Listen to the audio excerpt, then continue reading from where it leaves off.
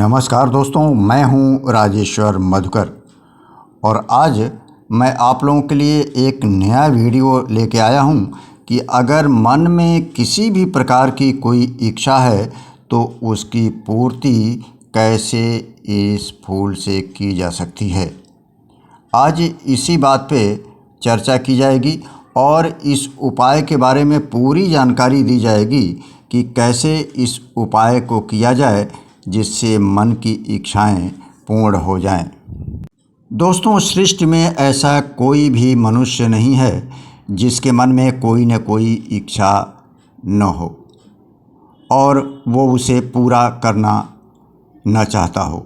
लेकिन दोस्तों, कभी कभी ऐसा देखा जाता है कि मन की इच्छाएं मन में ही रह जाती हैं और पूरी ज़िंदगी उसे पूरा करने का अवसर नहीं प्राप्त होता है।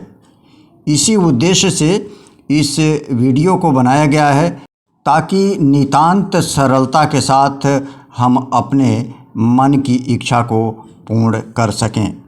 तो चलिए शुरू करते हैं आज का ये कार्यक्रम। लेकिन उसके पहले दोस्तों, आपसे निवेदन कि अगर आज तक आप लोगों ने हमारा ये नया चैनल सब्सक्राइब नहीं किया है तो सब्सक्राइब कीजिए, लाइक कीजिए, कमेंट कीजिए और सब्सक्राइब करने के साथ साथ बेल आइकन भी दबा दीजिए ताकि हमारा वीडियो नियमित रूप से आपको मिलता रहे। तो चलिए शुरू करते हैं आज का ये कार्यक्रम। दोस्तों, आप इस समय जो स्क्रीन पर पौधा देख रहे हैं इसे चंपा कहा जाता है। चंपा का पौधा हमारे और आपके लिए स्वयं ही एक सौभाग्यदायी पौधा है। इस पौधे को अगर घर में स्थापित किया जाए तो घर में सुख शांति बनी रहती है और परिवार में किसी प्रकार का रोग व्याधि आदि नहीं आती है। यह सौभाग्य का सूचक है, इसलिए इस चंपा के पौधे को घर में ज़रूर लगाना चाहिए। दोस्तों, बृहस्पतिवार के दिन घर में चंपा का पौधा लगाना अति शुभ माना जाता है। ये चंपा का पौधा भगवान विष्णु को परम प्रिय है, इसलिए भगवान विष्णु की पूजा चंपा के पुष्पों से की जाती है। इसके साथ ही साथ इन पुष्पों से देवी की भी पूजा की जाती है जो परम फलदायी माना जाता है।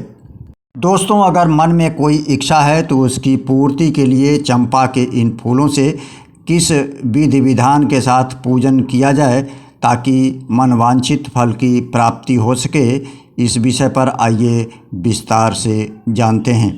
दोस्तों, मनवांछित फल प्राप्त करने के लिए और घर में आरोग्य सुख प्राप्ति के लिए और मन की समस्त इच्छाओं की पूर्ति के लिए चंपा के फूल से भगवान विष्णु का पूजन अति उत्तम माना जाता है। इसके लिए बृहस्पतिवार के दिन आप 5 चंपा का फूल लाइए। घर में स्नान करने के बाद साफ कपड़ा पहन करके और एक चौकी पूर्वोत्तर कोने पर, जिसे देव कोण कहा जाता है, रख करके और उस पर भगवान विष्णु की मूर्ति या तस्वीर रख करके फूलों से भगवान विष्णु की पूजा कीजिए।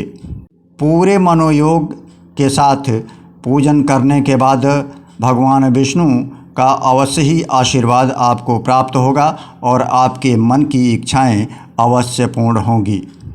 जैसा कि मैं पहले बता चुका हूं कि यह चंपा का वृक्ष भगवान विष्णु को परम प्रिय है। ये चंपा कई तरह की होती हैं। इस समय आप लाल पुष्प वाले चंपा को देख रहे हैं, इसके पहले आप सफ़ेद पुष्प वाले चंपा को देख रहे थे। दोस्तों, इतना मैं आपको बता दूं कि यह चंपा का वृक्ष 5 प्रकार का होता है, लेकिन फलदायी दृष्टि से सब एक समान ही होते हैं। आप किसी भी चंपा के पुष्प से भगवान विष्णु की पूजन कर सकते हैं। तो ये रहा एक छोटा सा उपाय जिसे करने के बाद से आपके मन की जो इच्छाएं हैं उसे पूर्ण होंगी। इस चंपा को परम फलदायी वृक्ष भी कहा जाता है और इसीलिए आप देखते हैं लोग इसे घरों में, पार्क में या मंदिरों के आसपास में अवश्य लगाते हैं। भगवान विष्णु आपका कल्याण करें। और अब आप अनुमति दीजिए अपने दोस्त राजेश्वर मधुकर को, हम फिर आएंगे किसी नए वीडियो के साथ। तब तक के लिए नमस्कार।